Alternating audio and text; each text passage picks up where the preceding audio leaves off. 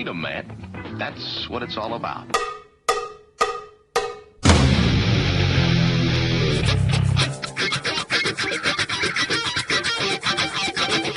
You've got to groove on freedom, like the good book says.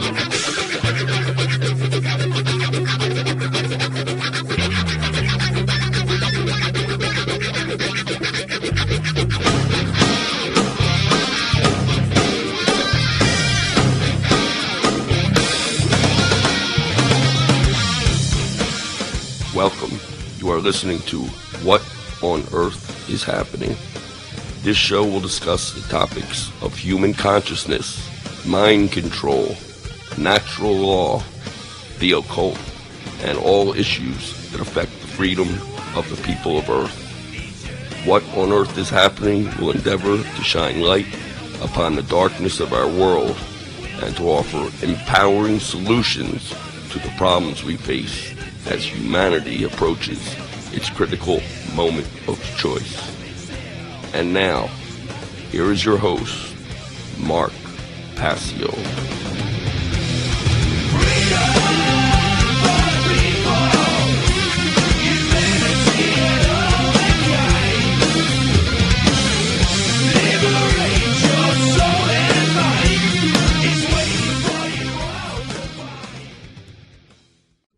Liberation of your soul and mind. It is waiting for you all to find. Welcome, one and all. You're listening to What on Earth is Happening. I'm your host, Mark Passio. The show is live every Tuesday evening from 8 to 10 p.m. Eastern Time. My website, whatonearthishappening.com. I'll be joining the Oracle Broadcasting Network in the next hour as part of the Intel Hub Radio. Those websites, oraclebroadcasting.com and the intelhubradio.com. Today is Tuesday, March 29th, 2011, and we have a great show lined up for you here today. We're going to be continuing our discussion about the tradition of Freemasonry from an esoteric perspective. This is not going to be about Lodge Freemasonry. It is going to be about the deep underlying tradition, the deep underlying mystery tradition of Freemasonry and the decoding of some of its symbols and allegories as to what they truly represent and what the original, unadulterated teachings of this tradition are attempting to convey. So we'll be doing that in a little bit. I want to first read a couple of event announcements and give the call-in numbers for the show.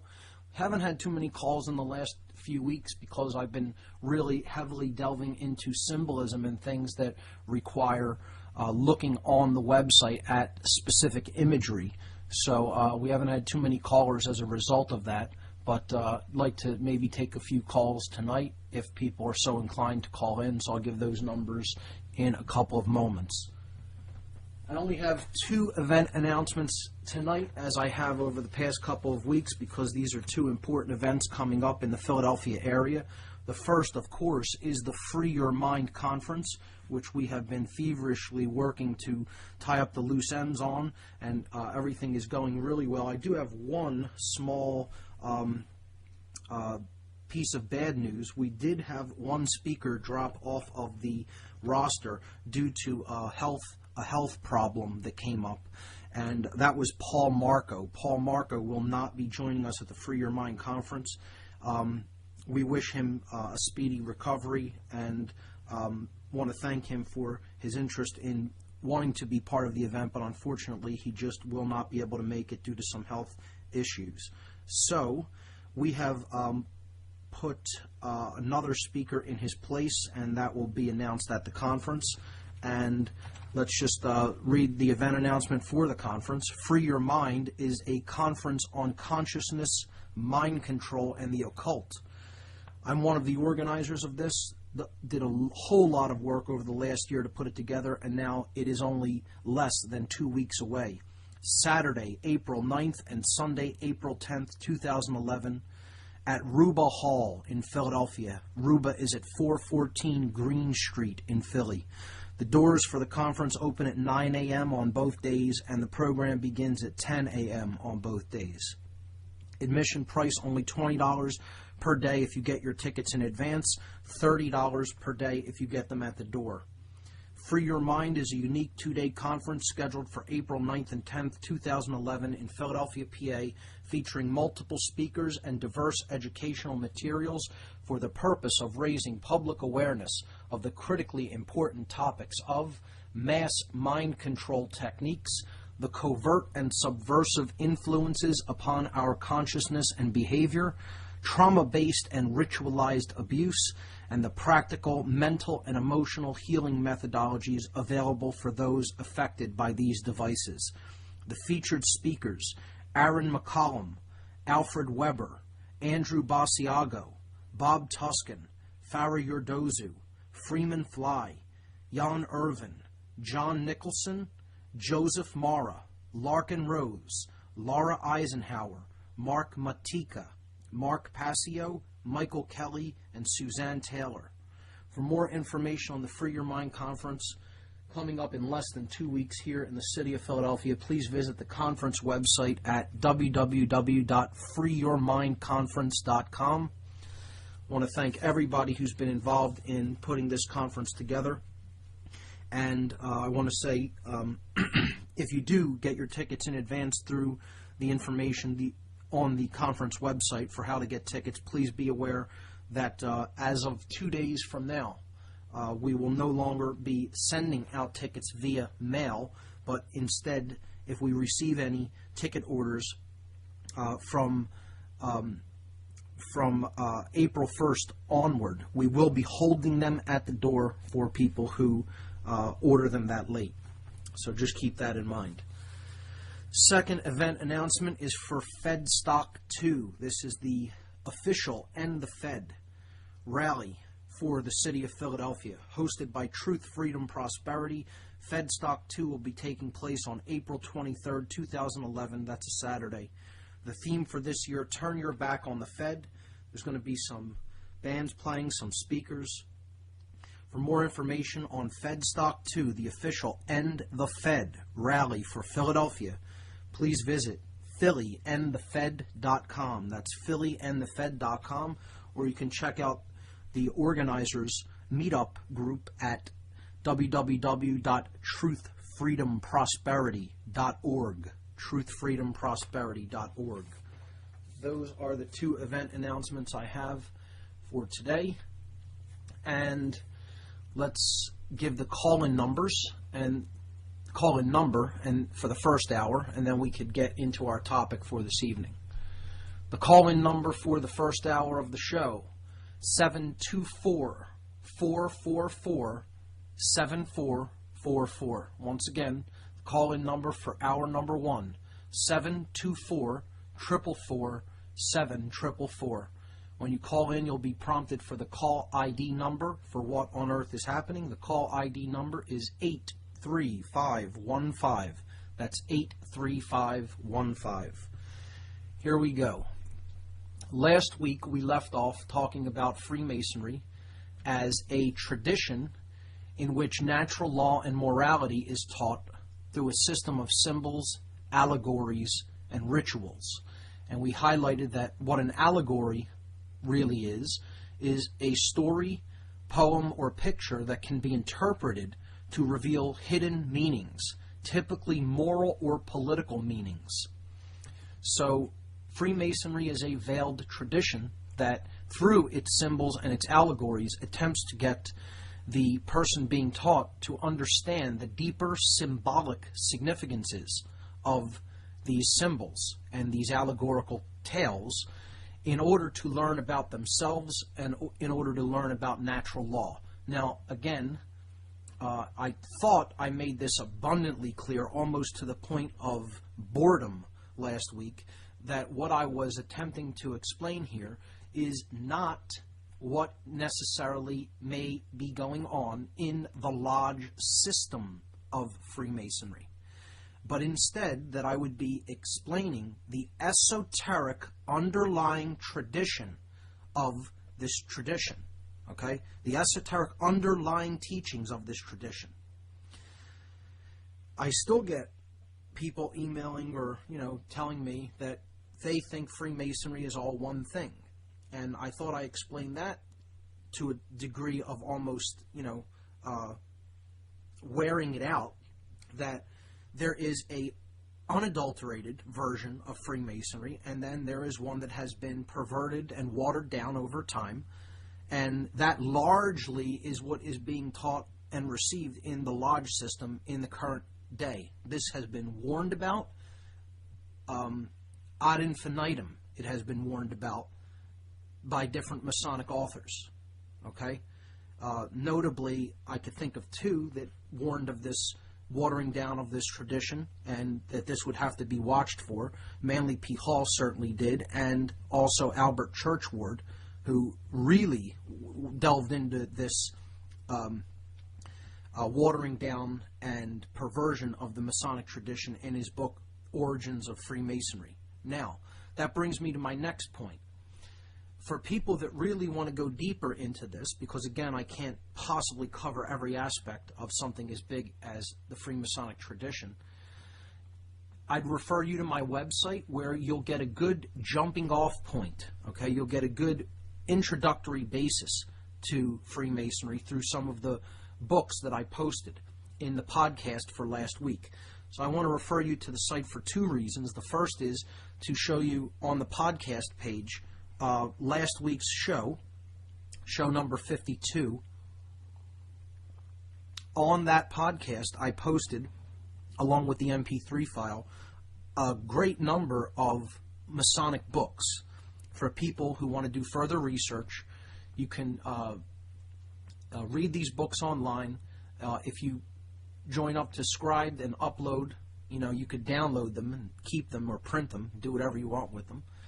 And there's a really good small library right there of the Masonic tradition, written by initiates of this tradition, and it has a wealth of knowledge in those books. So I ask people to avail themselves of that information, and again, there will be so many references in those works alone.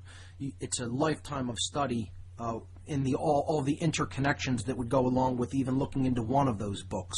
So I think I posted something like 13 or 14 books up there at least. So check them out and make good use of them. The second reason I want you to go to the site, whatonearthishappening.com, is to look at the images for tonight's show. Those are on the radio listen page. When you click the Listen Live button on the left-hand side of the site, if you're not already there, underneath the player, you'll see images for tonight's show for March 29th, 2011, and there are 13 images there. Now, last week we left off with images 1 and 2.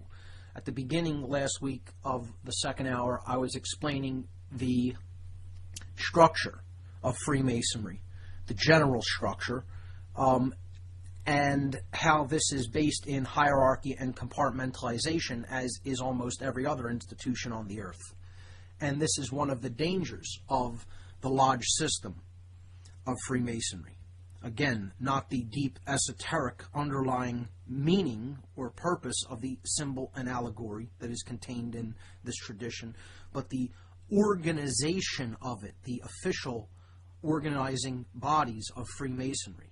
Okay? This is the same thing that we talked about when we talked about religion, that the deep esoteric mystery tradition that underlies religion is all teaching the same basic concepts, and it's teaching understanding of self and generally the golden rule that as you wish to be treated, you should treat others, period. Okay? Underlying all of those religions are those deep esoteric truths. However, in the formulation of official religions, you get structures, you get hierarchies, you get compartmentalized units and denominations, etc., and so forth.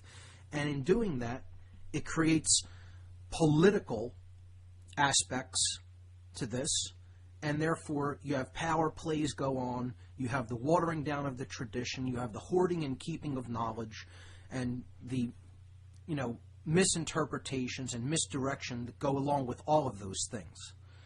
That is the religious aspect of religion, And this relates to the structures that are existing within Freemasonry and the Masonic tradition.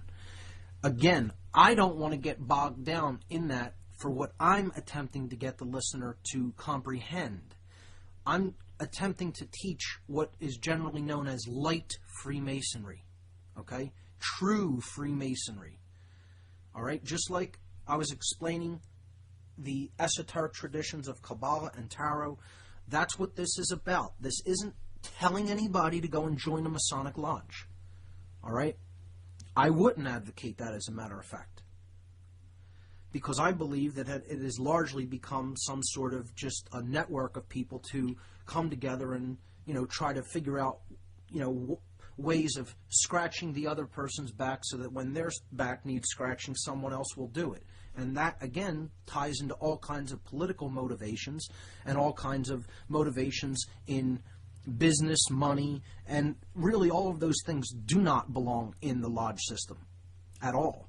It's supposed to be about learning natural law and morality, ultimately. And it has become something quite other than that. And as a matter of fact, when you get enough psychopathic people together in a lodge system, through the secrecy that is inherent to the lodge system itself, you can get completely dark Masonic lodges that are really doing things that, they're not chartered to do, they have no business doing, and are completely against other people's natural rights. And I don't doubt that that goes on. It certainly does in certain places. However, again, what I am attempting to explain, and I don't know how I can make this any clearer, for people that don't get what I'm saying, just turn off the show now and believe what you want, okay? Because I can't possibly, hammer this any more than I already have without, belaboring this to an unbearable point. I am not attempting to teach the compartmentalized / hierarchical structure of Freemasonry as it is in the lodge system. I am teaching the underlying esoteric meanings of the allegories and symbols. That is what I hope to convey, and that's all I can say. I can't say anything more than that to try to get you to understand what I'm trying to do by explaining this. So if you think it's all bad and evil, turn the show off and believe what you want. Okay? Period. So with that having been said, let's go into our continued exploration of some of the symbols, meanings, and allegories that are contained within the Freemasonic tradition. Now, this just generally conveys what needs to be done to try to counter one-dimensional thinking. And this has been talked about by many people, many researchers in different areas of what's going on. People generally think along one-dimensional terms and think that the first thing they ever hear or see about something is all there is to it. And that's not the case. There are two sides to the coin when it comes to understanding what the Freemasonic tradition is about and how it has been used. Okay? So we can, believe all of the hype that's out there about what it actually is versus understanding that what it is different than how it has been used. Okay? And that's what I'm trying to get people to understand, is what it originally was intended to be versus what it has become. All right? So what we're looking at here is what it is originally intended to be, and attempting to get people to understand the unadulterated teachings within this tradition. And I will not say any more about this because, again, the point has been belabored. If you don't understand that, I can't help you. So that having been said, here we go. We looked at the structure. We started looking at one of its symbols, and this is the most well-known symbol of the tradition. The compass is in the square with the G in the middle of it.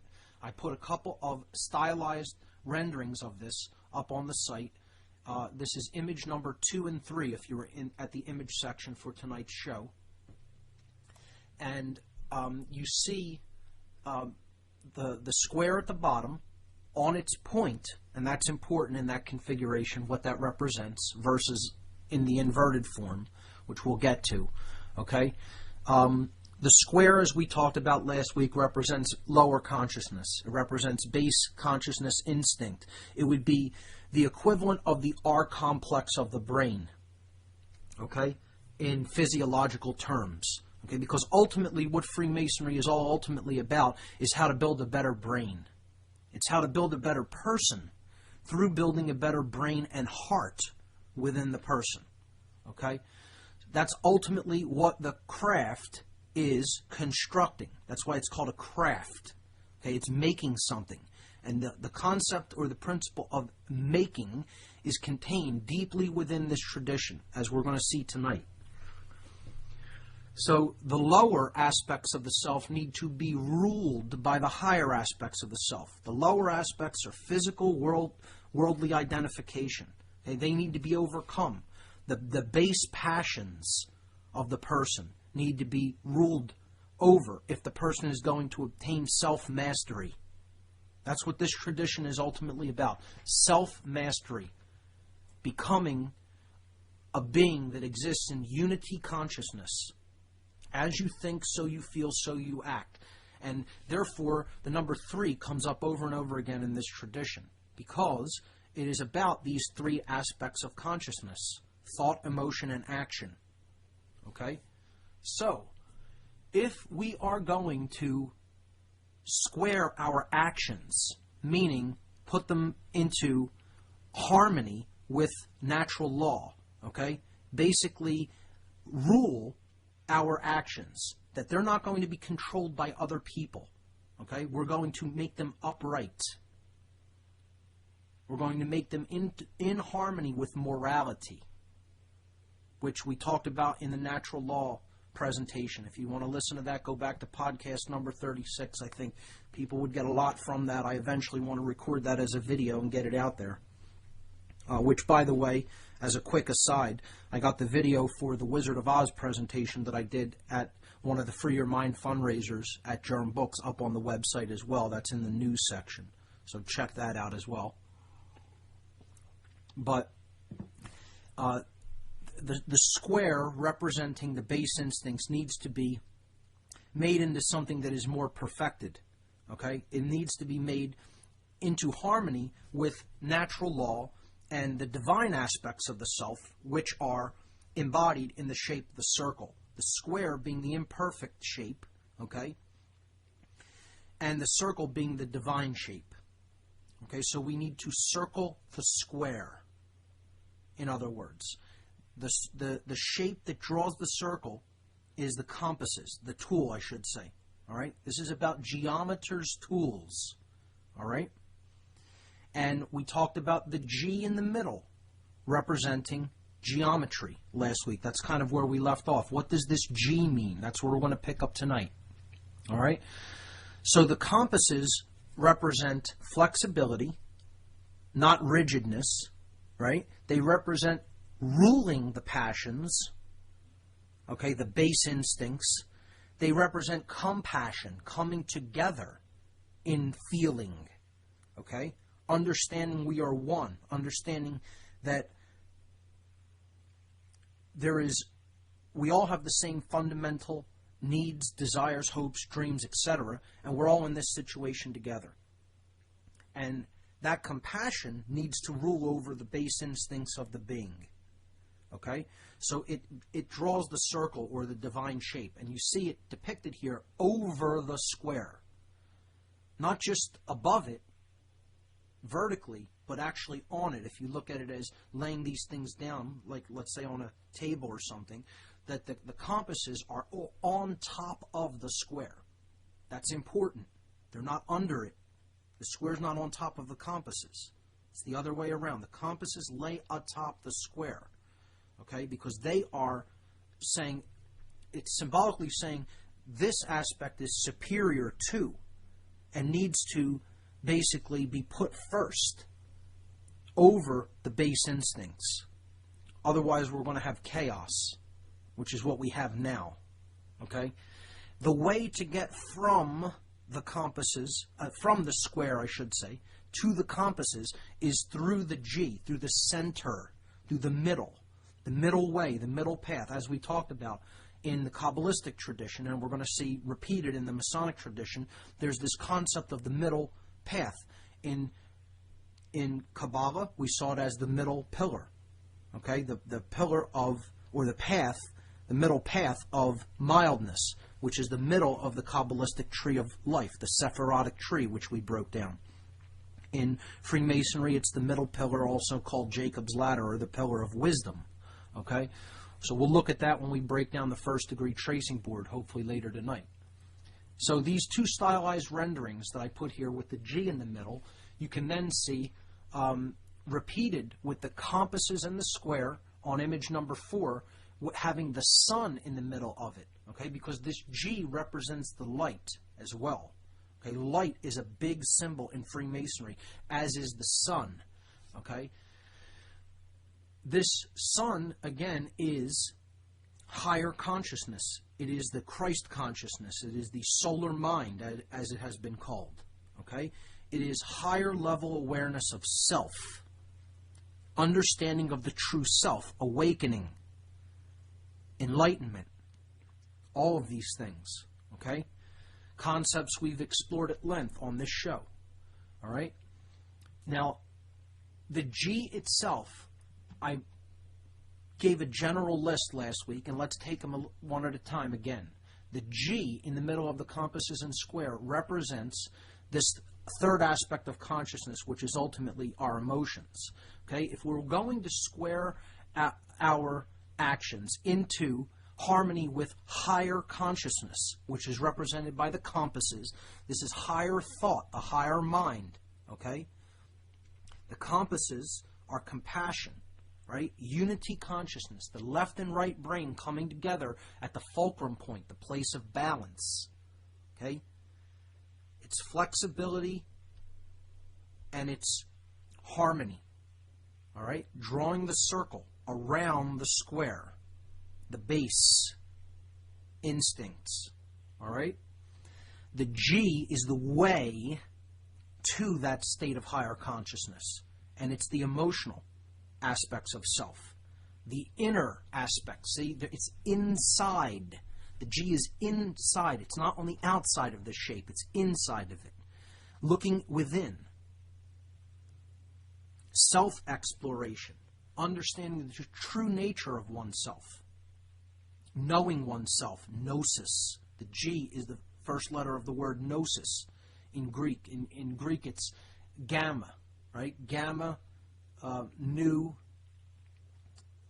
omega, sigma, iota, sigma is how you spell gnosis in Greek. In English, that transliterates to Gnosis, gnosis, knowledge, obtained from direct experience, from going within. Okay? It's another thing this G represents. It represents geometry, the allegory of geometric tools, geometers' tools, being used to create. This is what we create with, our thoughts, our emotions, and our actions. The three aspects of consciousness. Okay? It also stands for the great architect of the universe, G-A-O-T-U, which you'll see it written as sometimes. Okay? This is God or the goddess, okay? The creator. Doesn't make a difference what you view it as. All right? The creative aspects of everything that underlies everything that we see, that underlies the unity of all. All right? Gnosis, knowledge, goodness, everything that we want to create that ultimately serves us is done through getting in touch with that emotional center. All right? The G. Right? I've said this can also represent Gaia, the spirit of the earth plane. All right? The spirit of this school that we are all ultimately in. Okay? And this place for experience and creation. It can also represent green. Green is the balanced color. In the middle, again, the G is in the middle. In the middle of the visible spectrum, we find the frequency green. It's the color that represents balance, nature, getting into harmony with nature. Green is found abundantly in nature, the most abundant color in nature. It's the love energy color. It's the color ascribed to the heart chakra. Okay? The Anahata chakra, as we looked at when we looked at Kabbalah and the chakra system.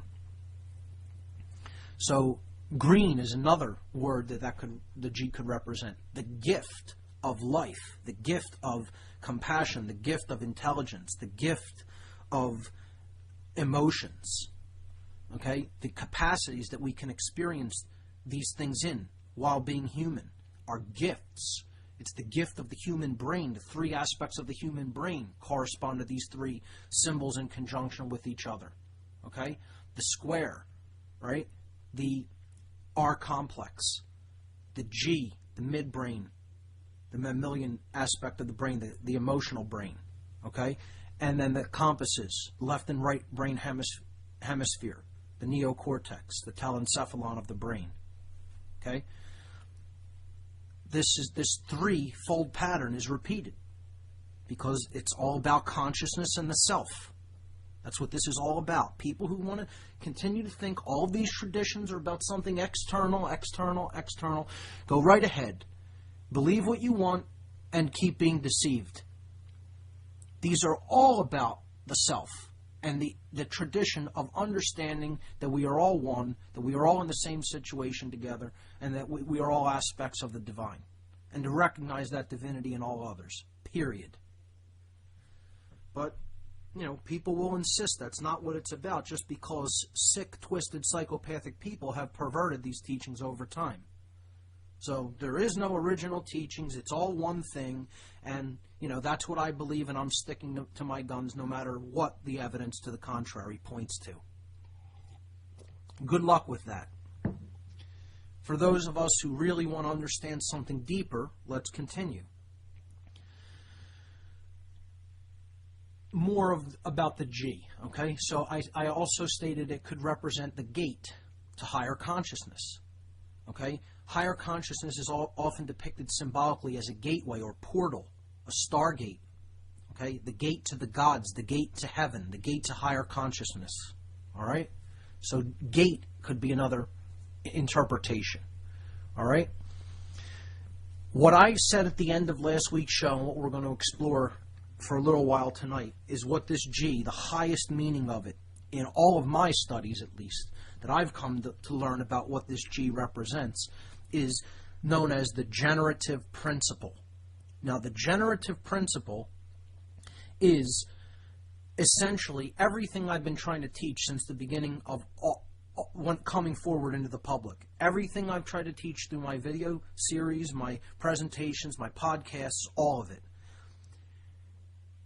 The understanding of the generative principle is really the only thing that can save humanity. If we don't understand how we create what we get, good night. And you could tack that on to what the G represents, okay? Joking, of course, but my point here is the generative principle is about causality, okay? The causal relationships regarding what we experience in what we call life in this three-dimensional space-time continuum. The underlying causal factors, which I said on day one of doing this show, which by the way, this is the 1-year anniversary of What on Earth is Happening tonight. I've been doing this for exactly a year. It started on March 30th, 2010. Today's the 29th. This is the 1-year anniversary show. So, the generative principle.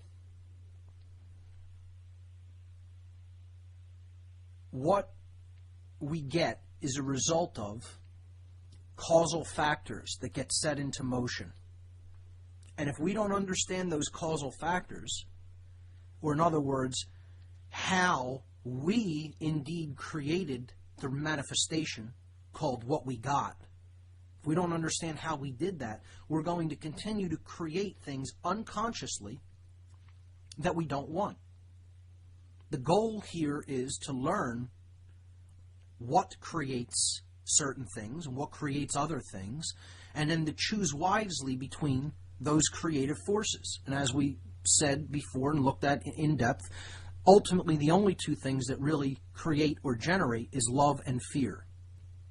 These are the underlying creative forces that go to work into making the experience that we all collectively share, called reality. or the truth. Okay?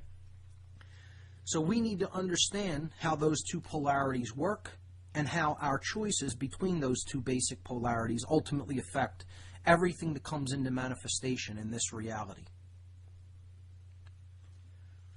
That is the generative principle, and it is the underlying Hermetic principle that underlies all of the other Hermetic principles that we looked at. We looked at those in the presentation about natural law. Okay? The 7 Hermetic principles. The generative principle is the one overarching, unifying principle that underlies and unites all of those other 7 principles. And if we look at the number 8, it is an infinity symbol, which means ultimately this is how it always has been, is now, and always will be. It's infinite. It's eternal. It's forever. The generative principle is forever. It always has existed, exists now, always will exist, and everything in creation is bound by it. The end. And get over it. Okay?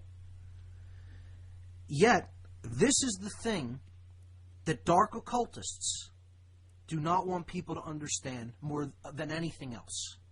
Above all else, they do not want you to understand how we are the creators of what we are experiencing. They want you to think you're powerless over it. And they have most people fished in hook, line, and sinker to believe that that they are powerless over what is created in the world. And this is not so. That's one of the biggest lies there is. Probably second only to the biggest lie that there is no such thing as truth.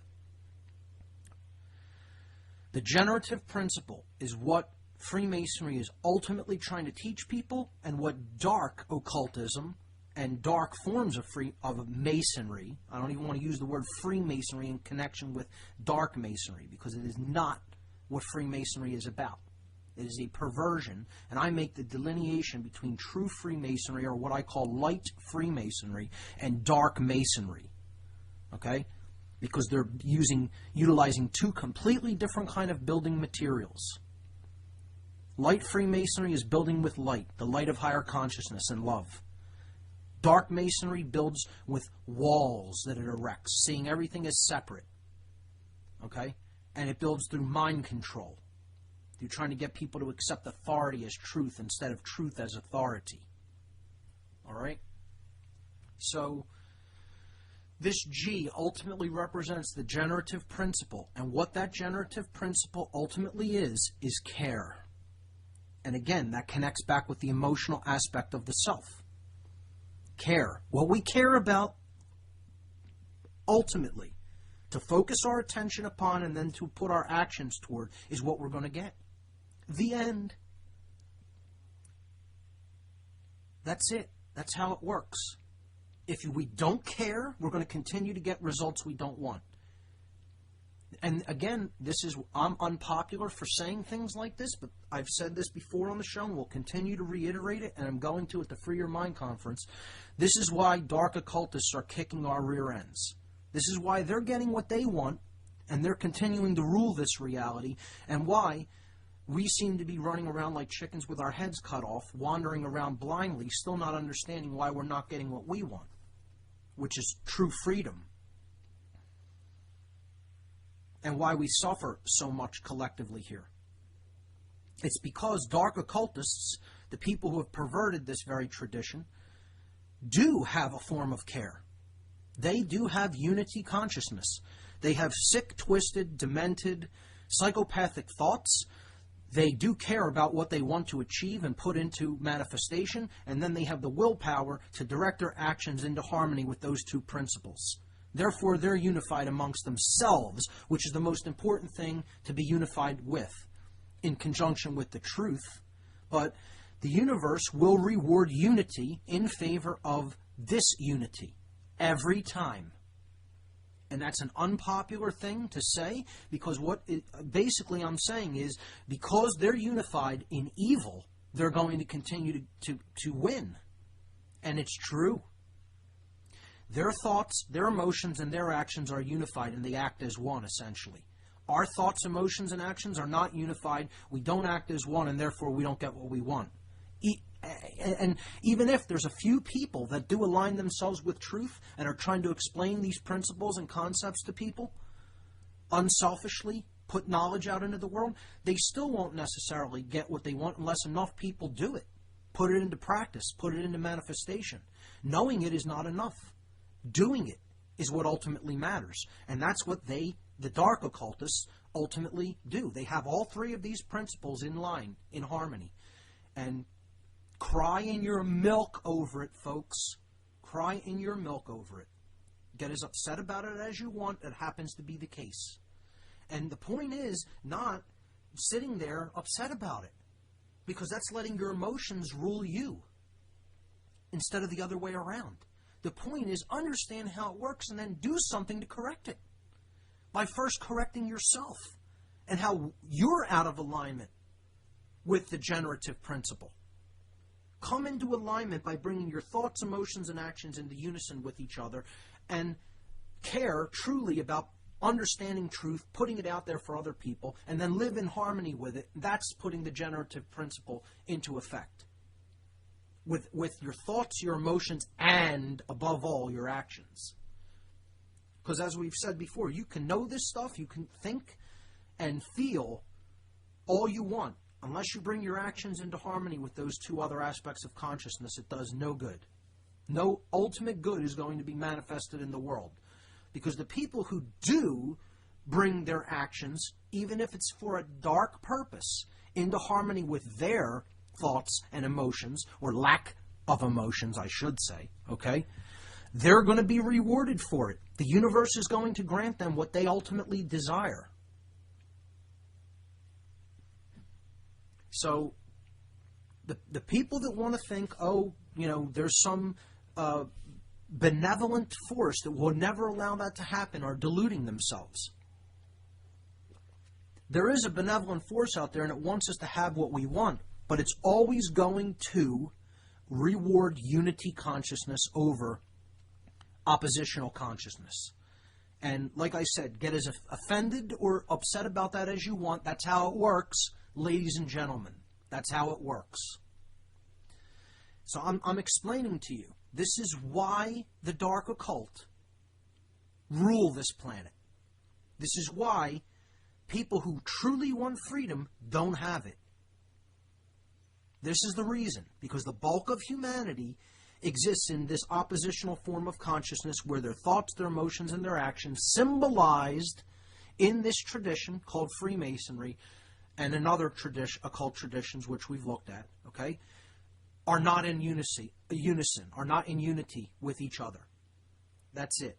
And that is the generative principle, or the generator, okay? Or Genesis, meaning creation. All words that start with G. The generator, okay?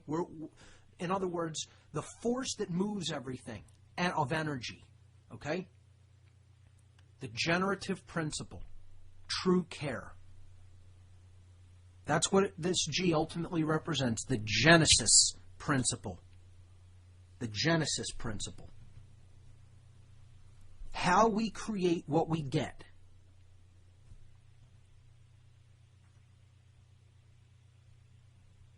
And so few of us understand that. That's the reason that the world is in the sorry condition that it's in.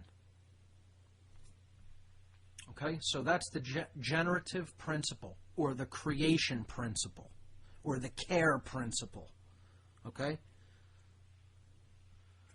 So, let's move on to an allegory of Freemasonry. All right, so we looked at the compasses and square and the light and the G, all right? We'll go back to the sun as a symbol of Freemasonry. This is depicted in image 4 and 5. As I said, that's what the higher aspects of consciousness are symbolized by the sun, okay, the light, shedding light on knowledge. I want to talk briefly about the word Mason, all right? So let's look at image number 6, which has a whole lot to it, all right? Image number 6, there's so much symbolism in it, it's a very complex image, okay, to break down in its fullness. But let's start with that. The word Mason, okay, means builder. And that's all it means. It means builder. If you're a Mason, you're a builder. And what I've said in my work is that everyone is a Mason. Whether they, identify with the occultic or esoteric aspects of Freemasonry or not, it matters not. Everyone on this planet is a builder of our collective experience through what they think, what they feel, and what they do. The three aspects of consciousness that are used to create what we get here. Therefore, everyone is a Mason. Everyone is a builder. And that will be unpopular, saying that everyone is a Mason. I didn't say everyone is a lodge Freemason. I said everyone is a builder of their experience. Understand the difference. Therefore, we are all ultimately Masons or builders of what we get. Okay? That's what this word ultimately means. Now, here above this, in this image, you see, to all free and accepted. Okay? This is the distinguishment between two general types of Freemasons. Okay? There's something called operative Masonry. Operative Masonry, it stems from the builder guilds of the ancient world. Okay? And going back into the Middle Ages and the building of the cathedrals, and we can get into all of those origins, okay? And, perhaps we will. But essentially, some of the lodge aspects of Freemasonry come down to us in the modern world from some of these building guilds from the ancient past. And it goes right back into the times of, the building of all of the ancient sites, like the pyramids and the ancient temples, all of the wonders of the world, and ancient stone building techniques that have been lost to modern history. Okay? They go right into the dawn of antiquity and the dawn of mankind. All right? But more in the modern world, the lodge system takes some of its rituals and some of its symbols from the builders' guilds around the time of the 1st century AD into and upward into including the Middle Ages and the times of the buildings of the great Gothic cathedrals. These builders' guilds contained masons or very skillful stoneworkers that had the teachings, held the teachings of how some of these construction techniques were used to build these incredible monuments, okay? And they often would unite with each other because their craft, their art form, was very valuable to people. Kings and emperors and the church would very much seek out these building techniques when they wanted a huge structure completed or built, okay? And therefore it was a lucrative business. And you had side benefits, even though there were despotic rulers in areas all over the world that would control through violence the movement of their people, what they were allowed to have, what they were allowed to do, what they were allowed to say, what they were allowed to read or even think, okay? These masons or builders were granted a modicum of freedom, okay? A level of freedom that wasn't afforded to other people so that they could move around on the earth in ways that other people couldn't. They were allowed to travel to certain places without their movement being restricted. They were allowed to have certain educational materials that were off access to other people because of these psychopathic rulers. Okay? So, not only that, but again, since their skills were in such demand, they were well paid. So they became knowledgeable, they gained knowledge of other cultures and areas of the world, and they became wealthy. And this is the origins of the lodge system, again, which I don't want to focus on very much but just to give a brief background of, and you can read that extensively through any Google search or checking out some books on Freemasonry itself. So this form that represents free, okay, is operative Freemasonry, or a true Mason, a true builder, or what could be said is an esoteric Mason. Okay, somebody that truly has the keys of the craft or of this esoteric tradition in their hands, in their minds, and in their hearts. That's a true free Mason. An accepted Mason is known as a speculative Mason. Okay? And this term was used for people outside of the craft that were taken into its knowledge, that were showing that they indeed wanted the knowledge that was held by the original esoteric teachings of Freemasonry. And again, as I said, this goes back to ancient Egypt and even before. All right? So much of the Masonic tradition has Egyptian symbolism within it. All right? Because the land known as Kem, which is where the Cometian mysteries came out of, this was an initiatory mystery tradition that came out of this region of the world and eventually became Freemasonry. It's one of its forms. Kabbalah is another one of its forms. And again, it's basically the same teachings. All right? And we'll see it shares some of its same symbolism. So, accepted Masonry is also known as speculative Masonry. Okay? People who are originally outside of this tradition of teachings that are accepted into them. All right? And this is kind of where the lodge system, in its knowledge, I believe, begins to become degraded. Not that you don't want to share these teachings, but when they did this in the lodge system, at least, it really began to open up into the knowledge of Freemasonry into people who may not have had other people's best interests at heart, people who may not really have taken these teachings as anything that are truly fundamental to human freedom, because they don't really care about human freedom, okay? And began to pervert them for their own selfish aims because they could see the potential that a system based in hierarchy, compartmentalization, and a certain degree of secrecy would afford them, okay? And these are the dangers of that structure. I'm certainly a proponent that modern-day Freemasonry needs to be restructured.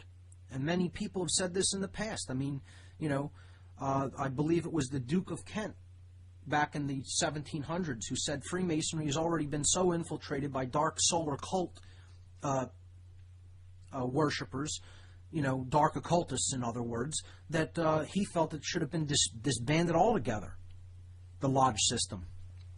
And indeed, it has been infiltrated. And, I think I'm making this abundantly clear to people that the modern system is infiltrated by these darker elements. I'm not picking up for the modern lodge system. I'm telling you, it's infiltrated and it's watered down. This is why I'm trying to teach the original essence of this tradition to the best of my capability. And again, I can't teach every aspect of it. I could put a lot of things out there for people to look into, and I'm going to. I'm going to spend a lot of time on this. Okay? However, the only real teacher is your own desire to do your own research. That's the real teacher. I'm not the real teacher. Okay? I could be somewhat of a way shower for people to open the door and say, here, you want to walk through this door? Well, there it is. And connect some dots and, bring some information together for people. And that's all I do. That's it. You need to integrate this into yourself through your own desire to do so in the spirit of truth. That's it. And I think I've said that to a point of almost boredom in the past. But, people need to hear things a lot of times, apparently, because I still get people that listen to a little clip of one show or something, and then,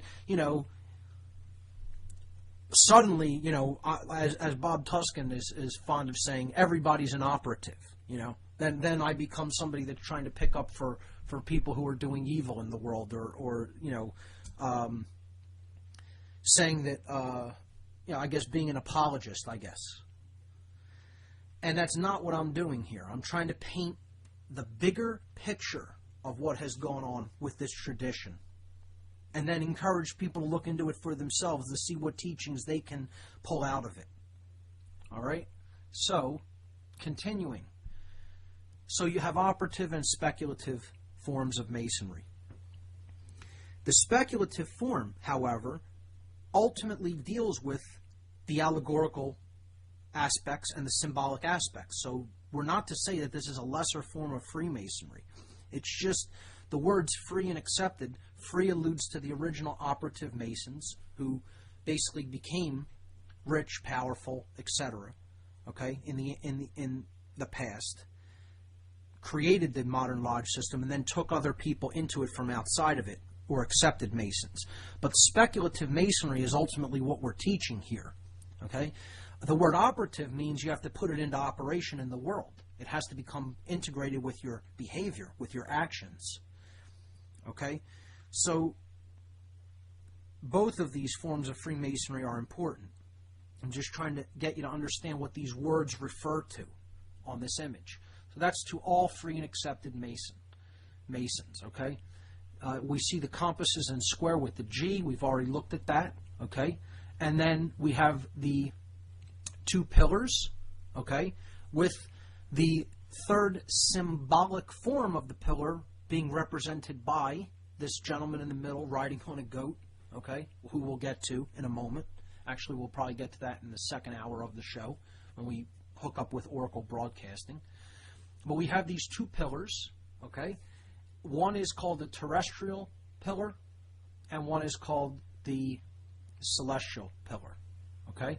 So we have these depicted, and we have the symbols of the sun and the moon above them, and the all-seeing eye. And we saw that previously when we looked into the religious traditions, into the solar cult, the lunar cult, and then the cult of the stars and planets represented by the all-seeing eye. And we're going to see this again when we look at the first degree tracing board.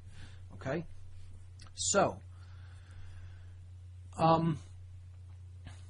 again, these pillars represent different aspects of consciousness, the actions and the emotions. The solar pillar is the actions, the lunar pillar is the emotional qualities. They need to be brought into synthesis with each other, or unity, such that we are doing that which we think and feel is right.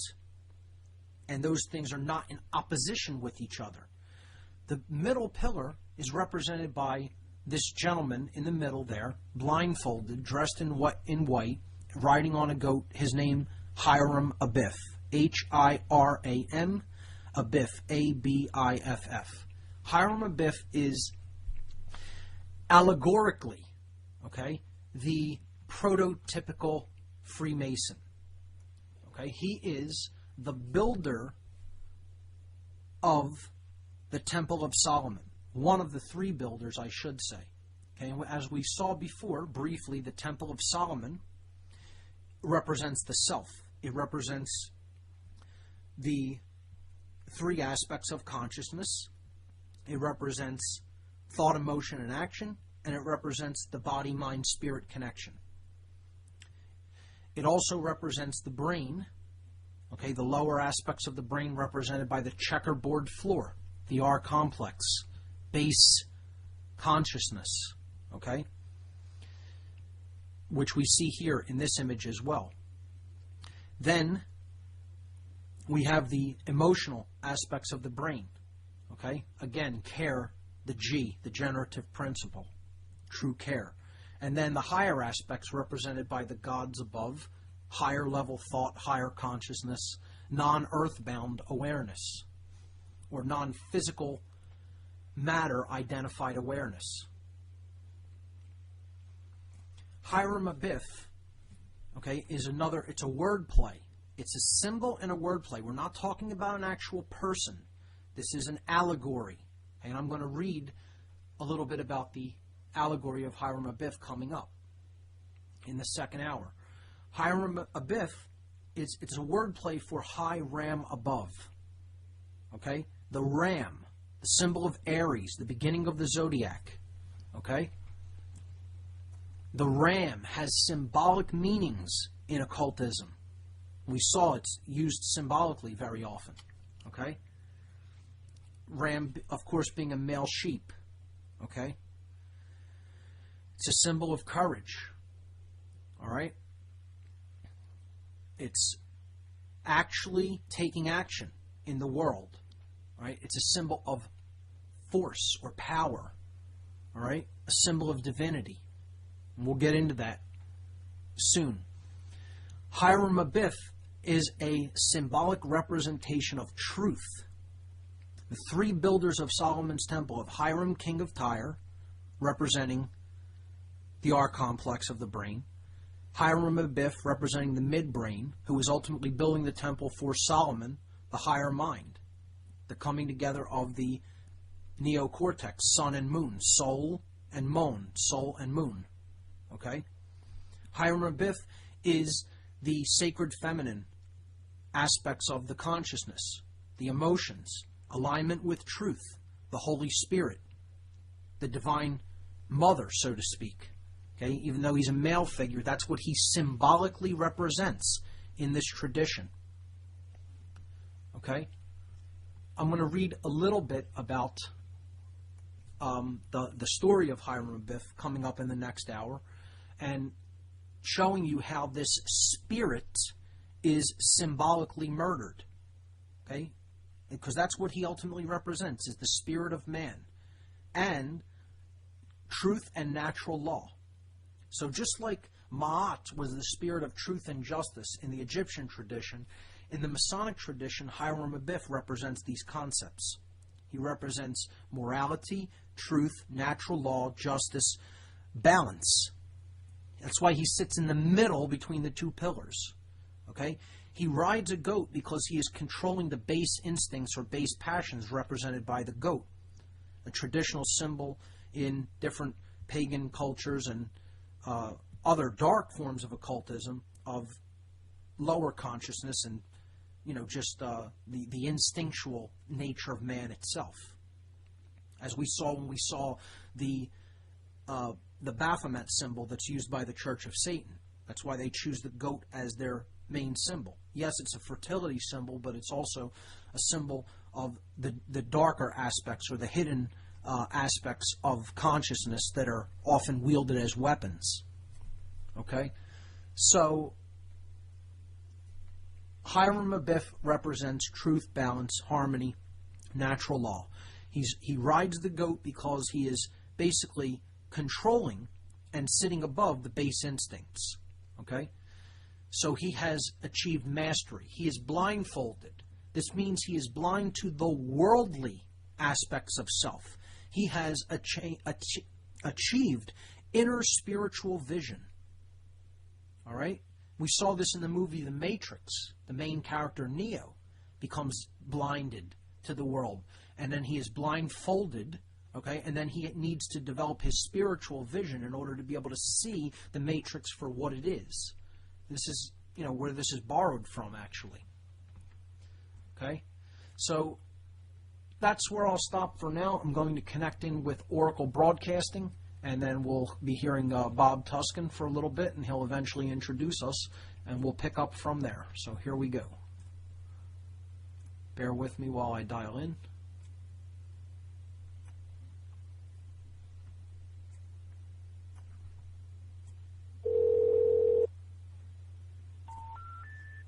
We're sorry. You have reached a number that has been disconnected or is no longer in service. If you feel you have reached this recording in error, please check the number. Well, that's not good, folks. Let's try this again. I'll try it one more time, and then I'll give Bob a call and tell him I'm having difficulties getting in.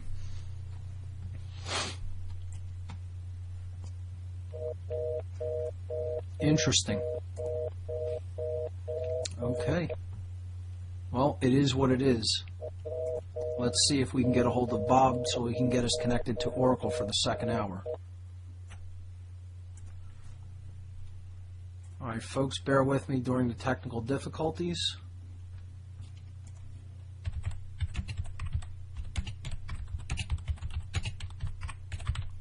I'm going to send Bob a message here.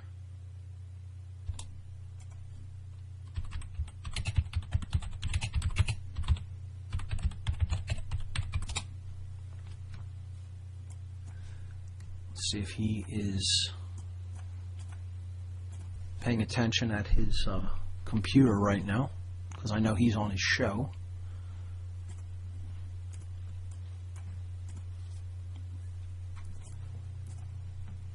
All right, he's asking me to try it one more time. Let's see what happens.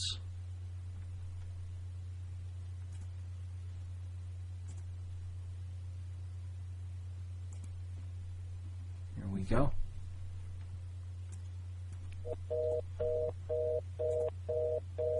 All right.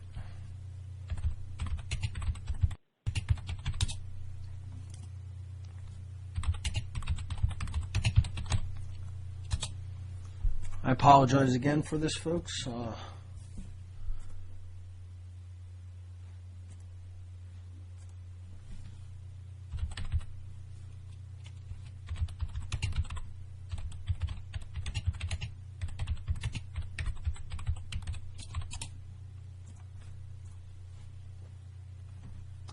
Maybe I could do it through my cell phone. Let's see what happens.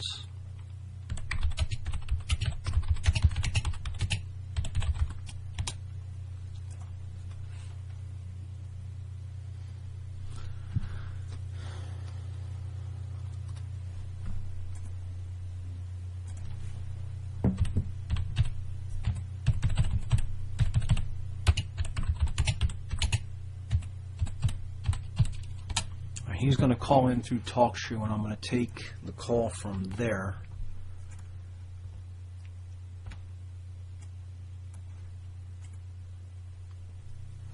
And he's going to patch that through to Oracle, so hopefully this will work. Bear with me another moment or two.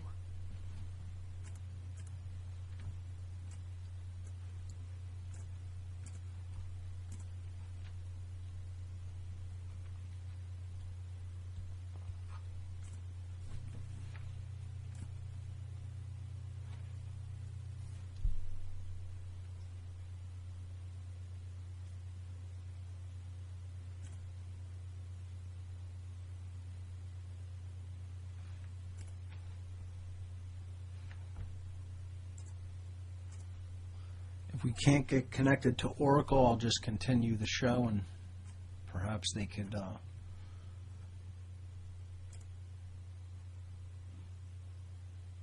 I think this is him.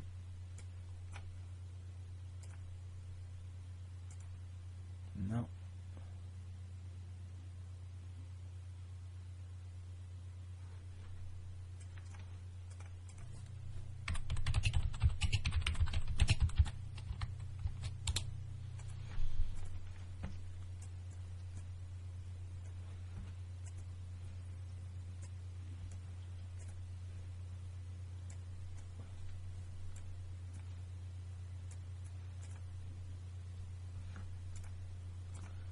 Bob, is this you? The call back. Mark, hey, how are you, buddy? Let's get started here with the bumper. We'll jump right into it. As always. All right, here we go. Freedom, man. That's what it's all about.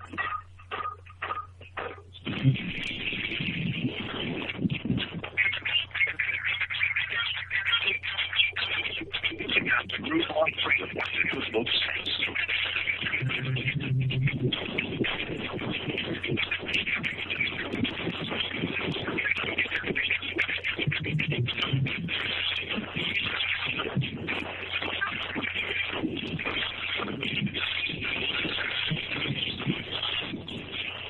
Welcome. You are listening to What on Earth is Happening. This show will discuss the topics of human consciousness, mind control, natural law, the occult, and all issues that affect the freedom of the people of Earth. What on earth is happening will endeavor to shine light upon the darkness of our world and to offer empowering solutions to the problems we face as humanity approaches its critical moment of choice. And now, here is your host, Mark Passio.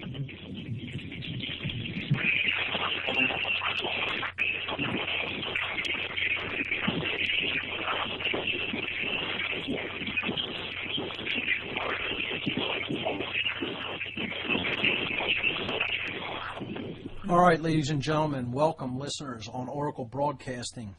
This is the Tuesday night segment for What on Earth is Happening as part of the Intel Hub radio show.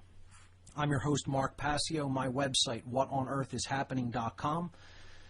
This show is usually live every Tuesday from 8 to 10 p.m. Eastern Time. The second hour is picked up on Oracle Broadcasting. So, tonight we have a great show lined up, and it is going to be a continuation of our talk from last week about true esoteric Freemasonry. And we began that last week and started looking into some of the symbolism of Freemasonry, and we're going to pick up from there this week and continue that discussion. Now, before I do that, I want to tell the listeners about a conference coming up in the Philadelphia area, right in Philadelphia actually, in less than 2 weeks, that I have helped to put together with a great team of organizers, and we have phenomenal speakers coming in to the city to present.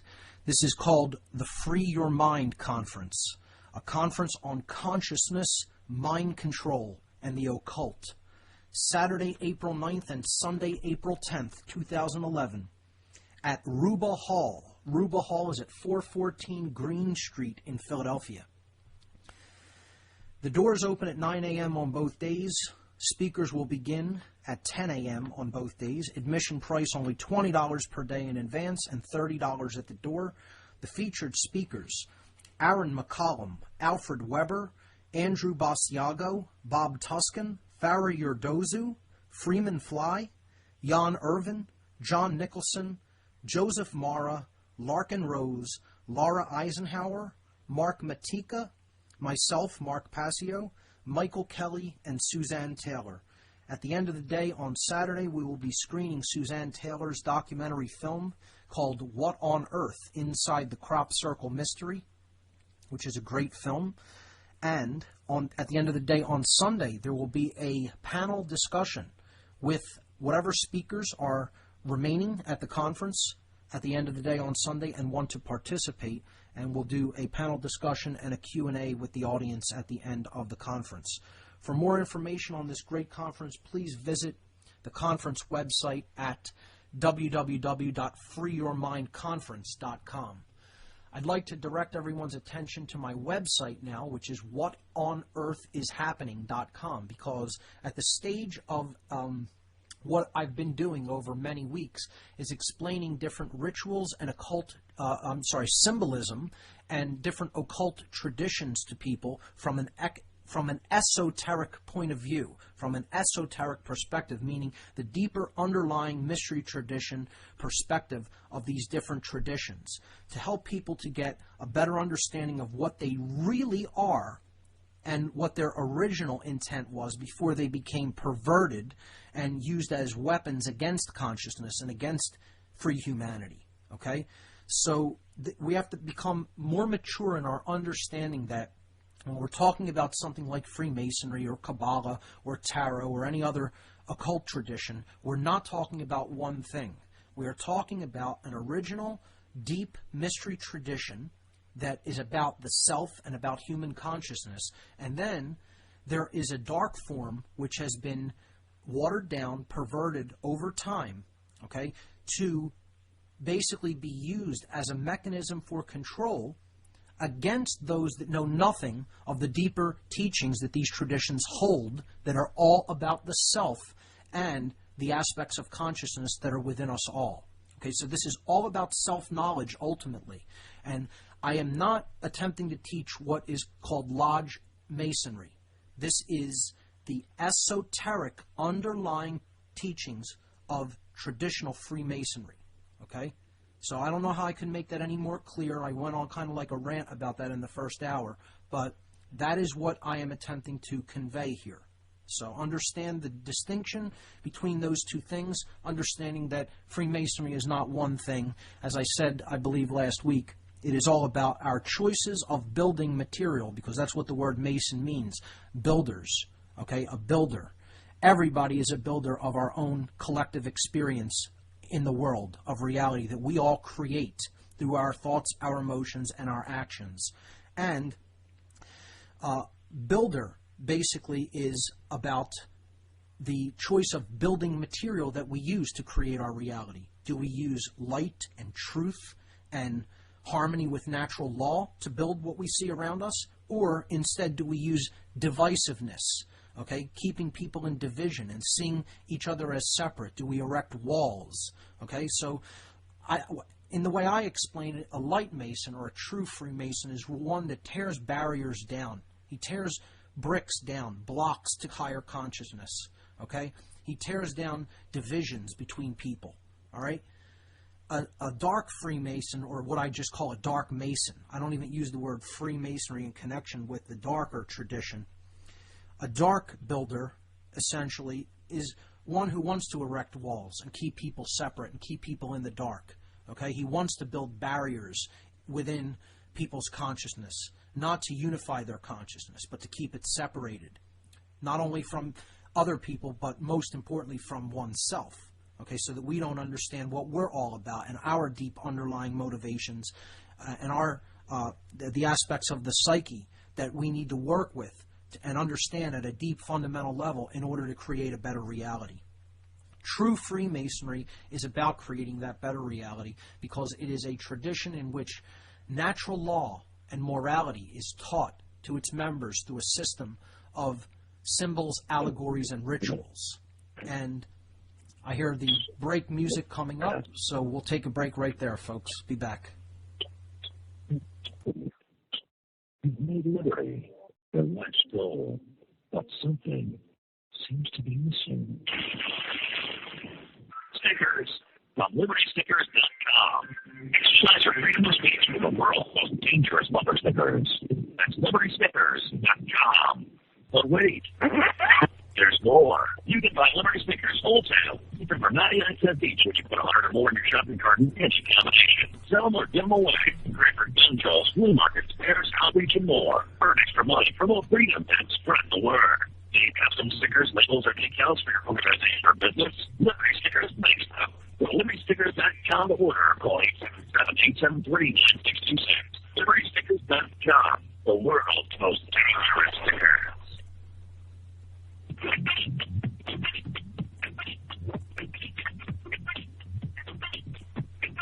Amazon.com has become a leader in online retail. It is a place where people can find and discover virtually anything they want to buy. Amazon offers thousands of products, including books, movies, and music, a whole range of electronics, computer and office, sports and outdoors, dry storable and organic goods, health and wellness, survival and practical care, home and garden, and much more. Amazon not only offers over 10,000 online products, but also operates retail websites and offers programs that enable you to sell your products online. By making your purchases through Amazon.org or Broadcasting.com, a portion of each purchase goes to the Oracle Broadcasting Network. Find great prices and hard-to-find items and help support Oracle Broadcasting at the same time. That website again is Amazon.oraclebroadcasting.com. Every day you hear the news. As an American citizen, I'm sure you're concerned. You may even feel like you have no control. Of course, you can't control things like natural disasters or the real estate meltdown, but these days, a number of Americans are returning to the practice of being self-reliant by keeping food and water in reserve. That's why you need BeFoodReady.com. BeFoodReady.com has high-quality, delicious foods that are savable and storable. The foods are dehydrated, so all you need to do is add water. They're made from premium-grade fresh raw foods, vegetables, dairy products, and other high-quality ingredients. Our stuff is awesome, and it's available in tinted packets for less than $2 a serving. So you buy it in a pack that can be 91 cents or less, depending on the package you're getting. And each food can be stored for as long as 15 years. log on to our website to watch a short video, learn about our food selection, how to start your own business, and how you can try 6 meals for free. Log on to befoodready.com.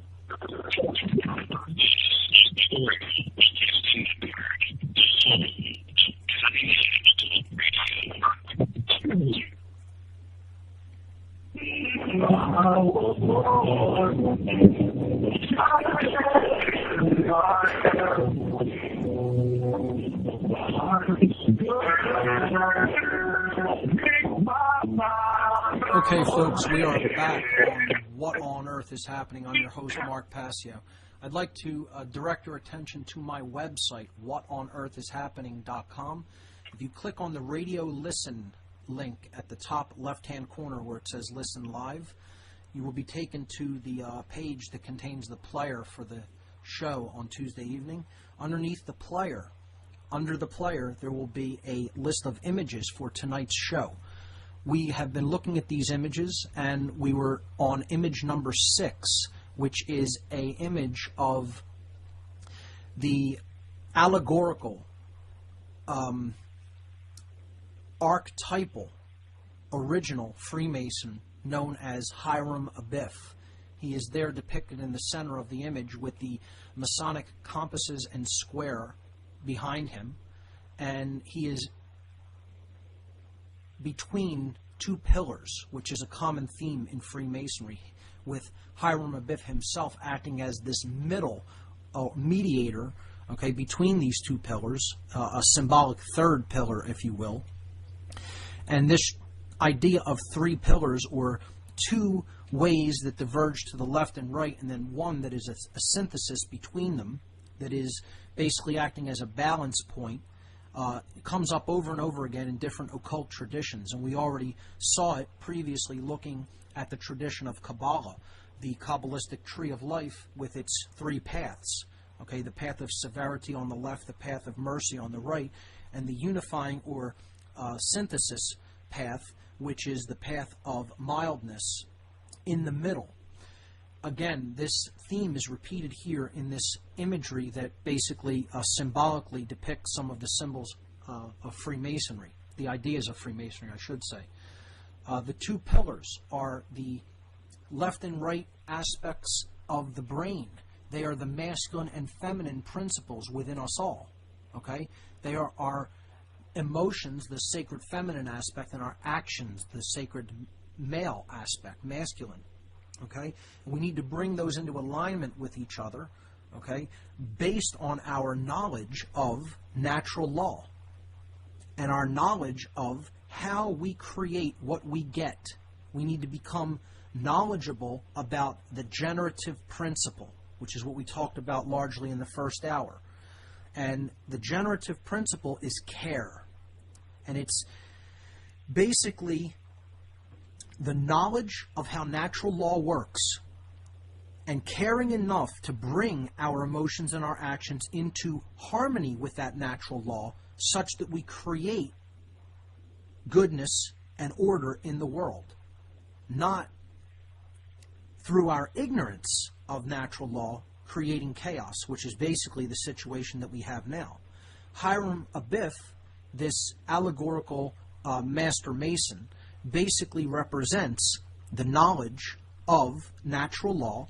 He represents truth, goodness, and order because he is the synthesis or the marriage between the masculine and feminine aspects of consciousness, or the unifying aspect or bringer together of emotion and action. Okay? So he is depicted here clothed in white, representing purity and goodness, and he is blindfolded, meaning that his sight is not of this world. It is a spiritual or inner sight. And we left off in the last hour saying that this was picked up in the allegory The Matrix, a great movie trilogy allegory, okay, which is about spiritual awakening. And the hero, Neo, who ultimately represents the higher part of the brain, the neocortex, okay, who needs to understand himself as the one, meaning to bridge the left and right or the masculine and feminine sides of himself so that he can come into harmony with his true path, with what he knows he needs to do, becomes blinded later on in that series to the physical world, or the matrix world, and he develops true spiritual vision. He can see the matrix for what it is, truly for what it really looks like. So that's what this is symbolically saying here. Hiram Abiff is the true spiritual vision. He is truth. He is higher consciousness. He is the spirit of things. The unifying aspect of everything is spirit. Okay? So he could be identified or kind of likened to, he is analogous to the Holy Spirit in the Christian tradition. Okay? Again, this was the sacred feminine divine mother in other traditions that predate Christianity, but again, the sacred feminine is downplayed because that's all about the emotional qualities, and modern religion is a male dominator game. Okay, so the sacred feminine had to be removed and, as we saw, replaced by a dove, the symbol of the dove representing the Holy Spirit in the Christian tradition, the religious Christian tradition, I should say. Hiram Abiff. Okay, there is a legend, there is an allegory to him. Before I get into that allegory, I would like to read a brief description of the symbolic meaning of the ram. Okay, because that's what Hiram Abiff represents. It's a wordplay. Wordplay is often found in different occult teachings, and it is also found in Freemasonry. Hiram Abiff is high ram above. Okay, he is the ram that exists with the gods. He's not really here on the earth as a man. This is a symbol. Okay, it's an allegory.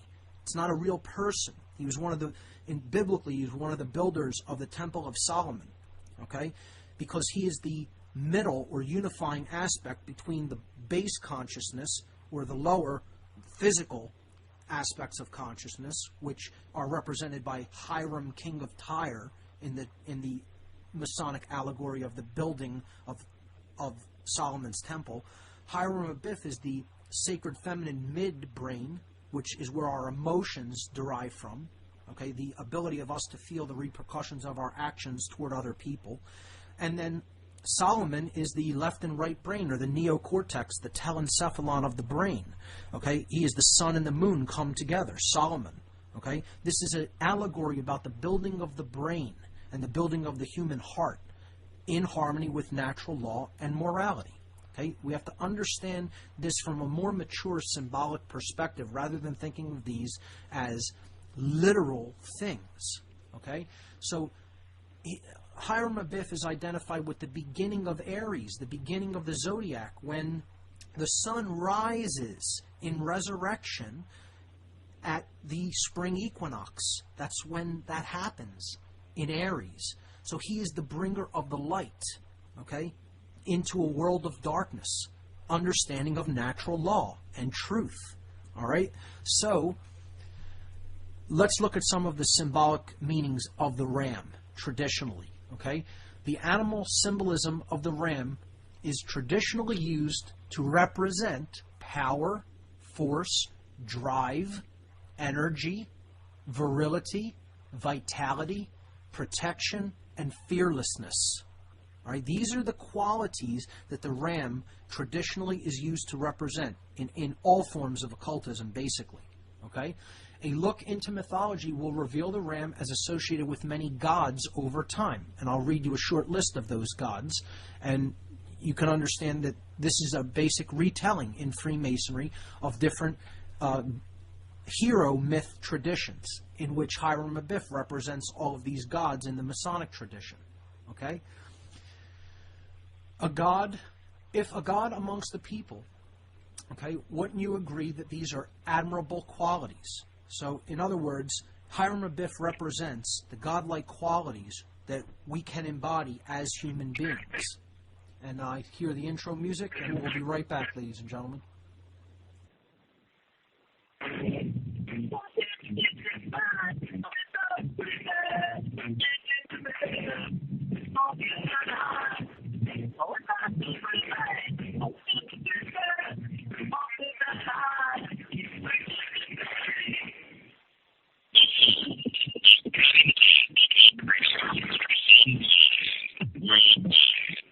At HempUSA.org, we offer chemical-free products to people around the world, detoxifying, self-healing, while rebuilding the immune system. We urge our listeners to please consider our largest selling product, microplant powder. Our microplant powder is rich in silica and probiotics to help rebuild the immune system and to create a healthy stomach flora. Microplant powder is excellent for daily intake and is perfect to add to your storage shelter. We urge our listeners to please visit us at HempUSA.org. And remember, all of our products are chemical-free and healthy to eat. We constantly strive to give you the best service, highest quality, and rapid shipping anywhere. And we offer free shipping on orders over $95 in the U.S. Please visit us at HempUSA.org or call 908-691-2608. That's 908-691-2608. See what our powder, seeds, and oil can do for you at HempUSA.org. The Oracle Broadcasting Radio Network is on a mission to bring you the best in cutting-edge talk radio. Oracle Broadcasting is a true beacon of free speech, uncensored news, and relevant information that depends on the support of listeners just like you. You can help us expand our reach and inform the masses. Promote the network by clicking the Socialize link on the left-hand side of the OracleBroadcasting.com website. Using the simple tools provided, it is easy to spread the word about Oracle Broadcasting on social networking websites, blogs, newsfeed, and many other ways with just one click. You can also help by becoming an Oracle Broadcasting member today. For just $5 a month, you get access to the member stream. Allows you to listen to all of the great shows from Oracle Broadcasting in 128K stereo CD audio quality. To find out more, go to OracleBroadcasting.com. And thank you for listening to the Oracle Broadcasting Radio Network.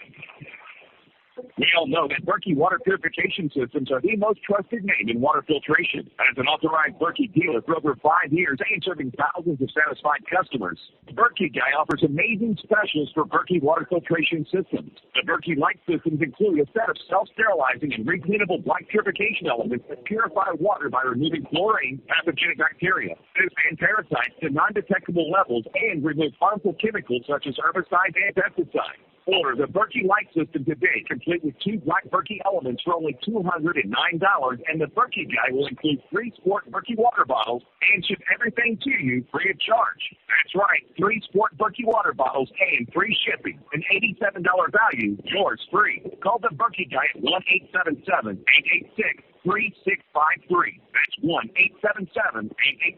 1-877-886-3653. Or order online at GoBerkey.com. That's GoBerkey.com today.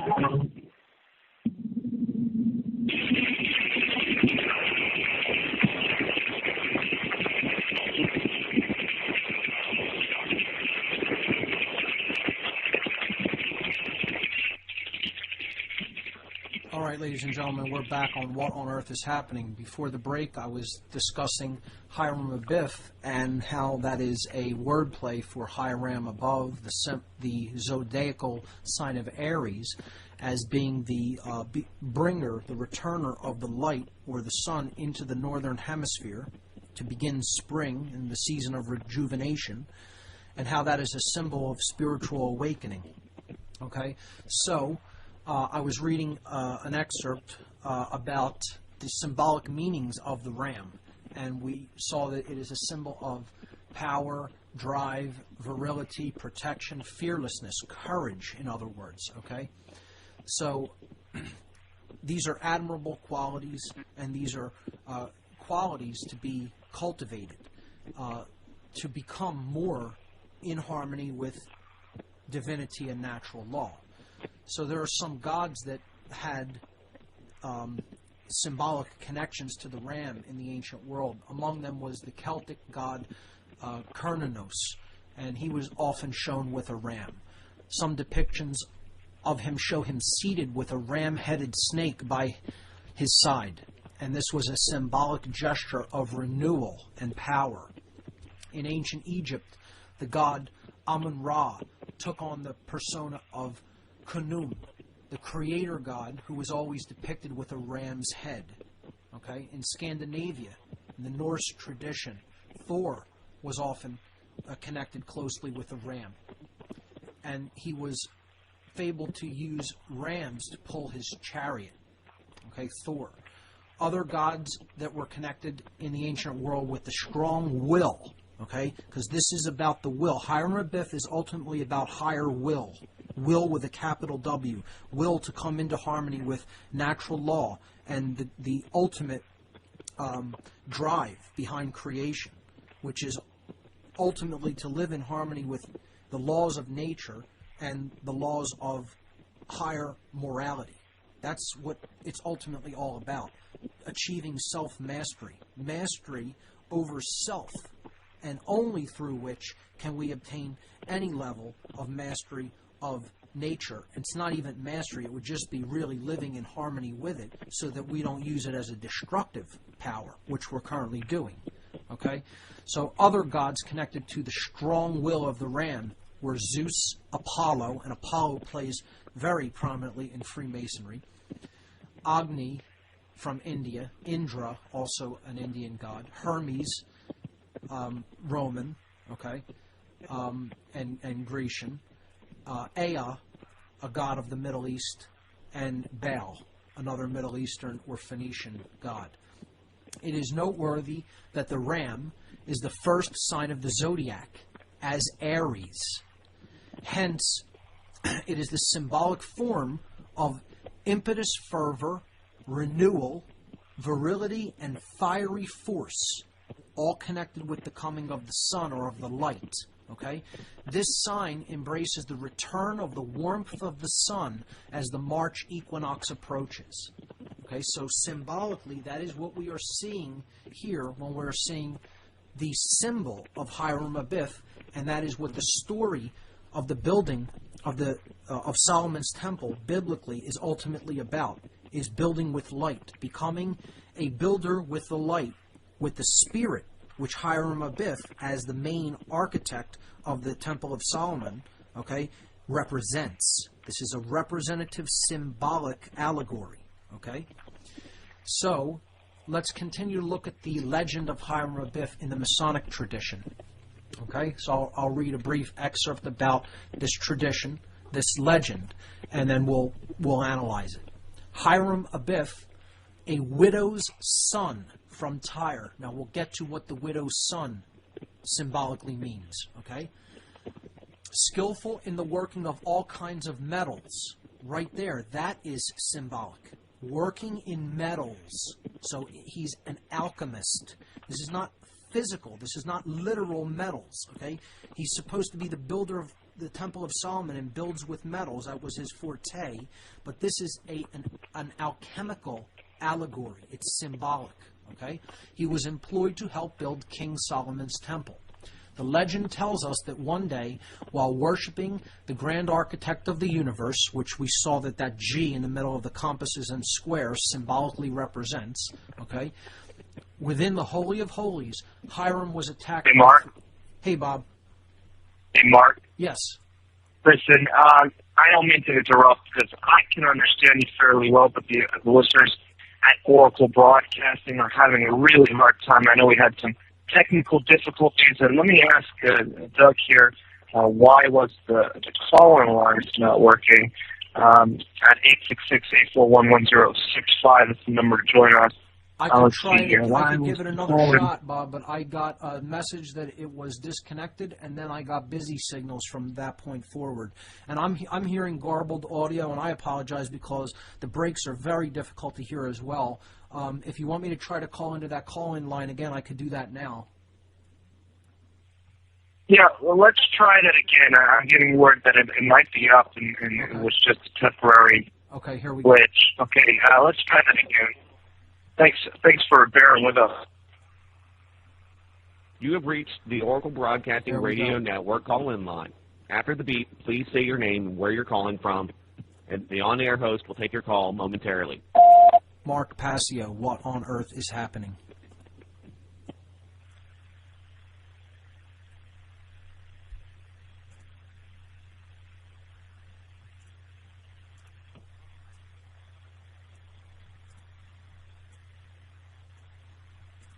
Bob, are we on?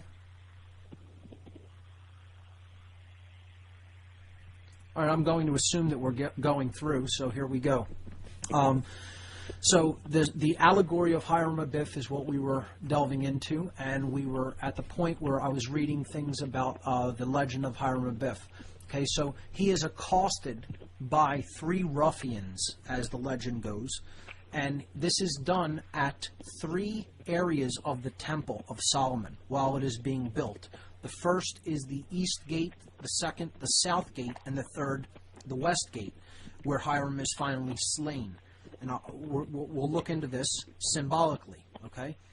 The East Gate is where the sun rises. The South is the direction that the sun takes its trek through the sky during the day. It does not go into the northern part of the sky, but the southern part of the sky is where it makes its arc in the northern hemisphere, okay? And then it sets in the west, or the sun dies for the day, and then he resurrects to new life the next day to repeat the cycle all over again. So the 3 ruffians. Yeah, Mark Passio, what on earth is happening? You're live. Let's see if the connection's any better now. How are you, Mark? Bob, can you hear me? Yes, and I think the connection's much better now. Great, fantastic. Okay, so we were looking at the... All right, well, let's not waste any more time. I'll let you jump right into it. Thanks, Bob. We were looking at the legend of Hiram Abiff, and we were looking at how he was attacked by 3 ruffians called Jubilah, Jubilo, and Jubilum at the Temple of Solomon. Okay? They attacked him at the East Gate of the temple, then the South Gate, and then the West Gate. So the first ruffian, Jubilah, attacks him at the East Gate, then Jubilo at the South Gate, and then Jubilum at the West Gate. This is symbolic of the sun's path through the sky, and it's rising and setting each day. Okay, so the East Gate is where he rises, the eastern horizon. The sun comes up, the light, which Hiram Abiff represents. The South Gate represents its zenith, because the sun at its zenith, from the perspective of those living in the northern hemisphere, always makes a trek through the southerly portion of the sky, not the north. Okay, this is also why there are 3 candles in Freemasonry's altar, one at the east, one at the south, one at the west, but not one in the north. Okay. So the west then is the death place of the sun, the setting place of the sun each day, and symbolically that's where Hiram is slain, and then he, resurrects the next day, like the sun resurrects to new life at the beginning of each day and repeats the cycle all over again. Okay, so these 3 ruffians, Jubilah, Jubilo, and Jubilum, attack Hiram. Okay, so they are demanding the lost word. Okay, the master word, the master mason's word, and it's supposed to be the secret name of God. Hiram Abiff refuses to divulge this deeply held secret of the builders, and therefore he is attacked by these 3 ruffians. The first ruffian, named Jubilah, strikes Hiram across the throat with a 24-inch gauge, which is another Masonic tool symbolically. Okay, and well, there's the outro music for this break, and we'll be right back after these messages, folks.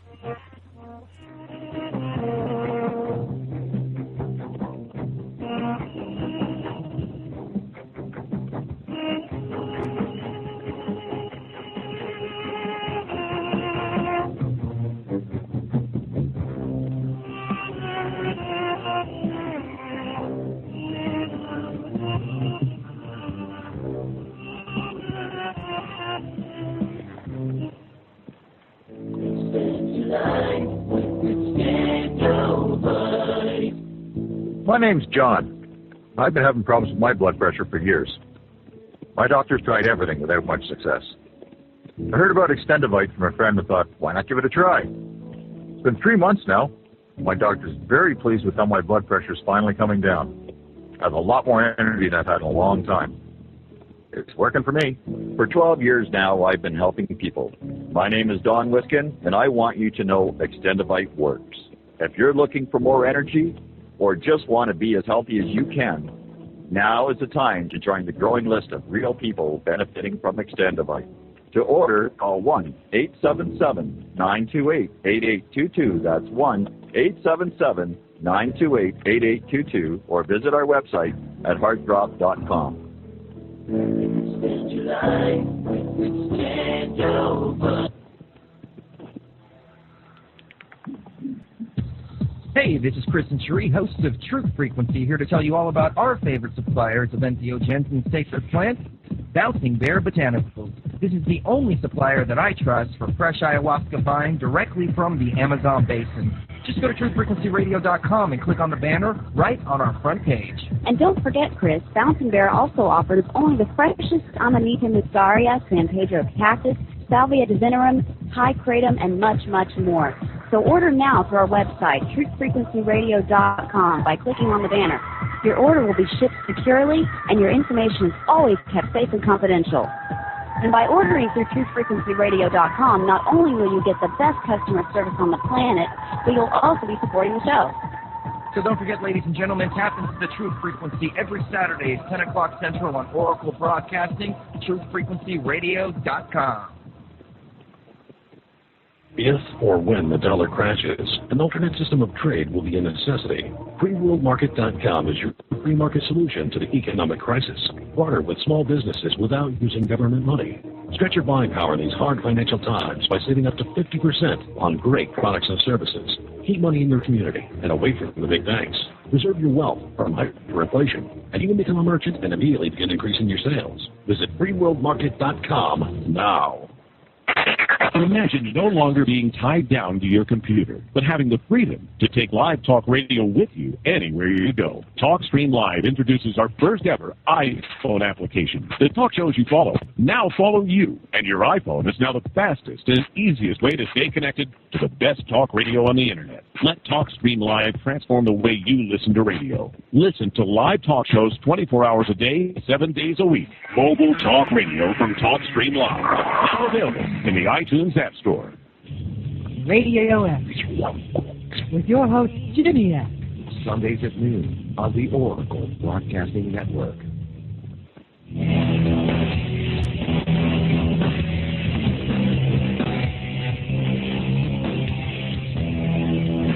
Okay, ladies and gentlemen, we're back on What on Earth is Happening. I'm your host, Mark Passio. Before the break, we were delving into the legend of Hiram Abiff in Freemasonry. I'm going to continue that.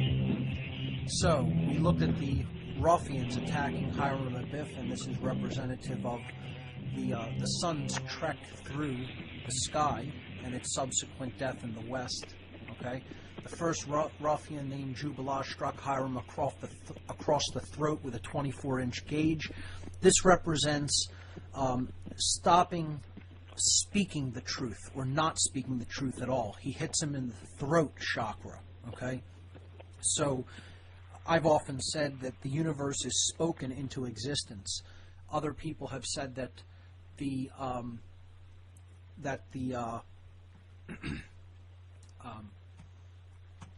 other people have said that history will reward those with the loudest voice. You may have heard it said that way.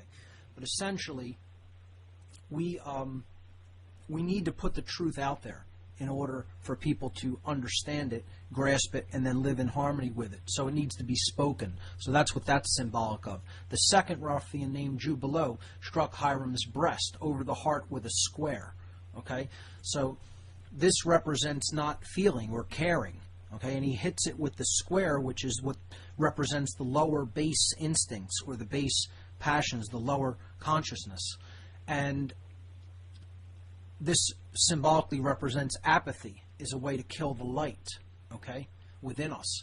The third ruffian, named Jubilum, struck Hiram upon the forehead with a gavel, okay, or a setting maul in some tellings of the story, okay, where Hiram fell dead, all right. So this, he is struck in the head, which is the place of thoughts. So this is about knowing the truth. This is ignorance, in other words. Okay? So the three ways that the light is put to death is through apathy, through ignorance, and then through laziness, not then putting it out into the world. Okay? Or the courage to speak, not having the courage to speak, which is cowardice. All right? These are the murderers of the light. These are the murderers of righteousness and morality and goodness, basically. All right? So Hiram, having been killed, was carried out the east gate of the temple and buried outside Jerusalem. Early the following morning, King Solomon visited the temple, found the workmen in confusion because no plans had been made for the day's work since Hiram was the chief architect. Okay? Fearing the evil had befallen Hiram, King Solomon sent out 12 fellow craft masons to look for Hiram. Again, the number 12, right, symbolic of the 12 signs of the zodiac. Hiram Abiff representing the light or the sun. Okay? He's the widow's son. All right? He is the Masonic Christ, in other words. Okay? It is just another retelling of the same story that we looked at when we in depth covered astrotheology and religion as astrotheology. Okay? So, what I'm attempting to get people to explain, to understand by explaining this, is the same thing that I was when I was explaining astrotheology. Get past that to the deep underlying tradition about consciousness that it is attempting to teach. Okay? So, fearing evil had befallen him, he sends out 12 fellow craft masons to look for Hiram. That's symbolic because the fellow craft is all about care. And you have to care enough to seek out the light or the truth in order to ever find it. Okay? King Solomon himself accompanied the 3 masons who journeyed toward the east. So he sent out 3 in each direction. This is symbolic of the seasons. And he goes toward the east, which is symbolic of the rising sun. Okay? And it's also symbolic of going toward the east, which is the symbol of Aries, Hiram above, Hiram Abiff. Okay? And it's symbolic of the resurrection of the light or of truth. Okay? So, having finally located the grave of Hiram Abiff, Solomon and his fellow masons exhumed the body. A search was made for the master's word, but all that was found was the letter G, which we talked about extensively in the first hour of the show. Okay? The generative principle or true care, meaning that that was still present to some degree. Finding the lost word, a lament went up, "O Lord my God, is there no help for the widow's son?" And we'll understand what this cry of distress means in a moment. Okay? They first took hold of Hiram's body with the Boaz grip of the first degree. This failed to achieve its purpose. This means emotion alone will not ultimately achieve the purpose that you are seeking. Okay? You need to combine it. Right? Then they repositioned their hold upon Hiram's body using the Joachim grip of the second degree. This also failed to achieve its purpose. Now, this represents having developed the will to act alone. Okay? The Joachim pillar represents the male principle. Okay? That also fails to accomplish its purpose. Solomon finally raises Hiram from the dead using the third degree grip of the master mason. Okay? Now, this represents putting all of them together, our thoughts, our emotions, and our actions in unity with each other. Okay? The place of higher knowledge. Ultimately, the grip that finally raises him is Solomon's grip, which represents symbolically true knowledge of oneself. This represents deeper, esoteric, spiritual knowledge. Okay? Represented by the coming together of the left and right brain, or the awakening of the all-seeing eye. Okay? The coming together of the masculine and feminine forces within the self. All right? And this is also symbolically represented by the 5 points of fellowship, which is a Masonic greeting, which represents the coming together of earth, air, water, fire, and ether, or spirit. Okay? Basically, the most important of which is the spiritual aspects. Okay? The 5 points of fellowship is what he raised him with as well, and by uttering in Hiram's ear the phrase Mahabon, which is often used in conjunction with the 5 points of fellowship, grip and stance, in order to identify oneself as a Mason, a Freemason. So, in thus doing so, Solomon had raised Hiram Abiff from the dead. This represents the symbolic raising of the light and of truth from the dead. The spirit is what is being raised. Okay? And we'll look at this extensively through the symbols of Freemasonry over the coming weeks. So what I want to essentially look at here was that Hiram is killed by the failure to use our thoughts, okay? Intelligence. He is also killed by the failure to care, which is apathy. And he is also killed by the failure to speak and act, which is cowardice, okay, not having the courage to actually speak and act. And then the failure to do so is the lack of will, okay, not having will. It seems to me, Mark, that you're describing the same elite pigs that we talked about all the time. That's ultimately the dark occult and the people who live under their mind control. They are the murderers of the light of this world. And we have to understand. What's coming up next week This with What on Earth is tradition Happening, Mark? from a symbolic one. Bob, thank you so much. And hopefully we won't have any more technical difficulties next week. Check out whatonearthishappening.com and freeyourmindconference.com. Thank you, everyone, for listening. Mark, thank you very much, and I look forward to always having you on. And we'll work out all the technical glitches, and I hope everybody could get past that. And if you missed any of his show, go back to whatonearthishappening.com or the intelhubradio.com, which is our website. Tomorrow we'll be doing a full report on the nuclear situation, as well as a report on the Middle East. And we've been covering these two topics, it seems like, for the last couple of weeks almost now, and I'm getting tired of it. I don't know if you are as well. So it was nice to hear Mark with a refreshing, talk on some of the deeper aspects of the occult. And I am looking forward to joining Mark in Philadelphia at the Free Your Mind Conference. FreeYourMindConference.com is the website for that, and that's April 9th and 10th. Join us if you can, and so much more to come. This week on the Intel Hub radio show, and you're not going to want to miss any of it. Coming up next on Oracle Broadcasting, Lee Rogers, Live Free or Die. And I always look forward to hearing Lee's take on the daily news and his website, Rogue Government, as well as Blacklisted News, the IntelHub.com, and so much more. All friends of the show. I guess the IntelHub.com is obviously a friend of the show. Anyways, we'll see you tomorrow night, same time, same place.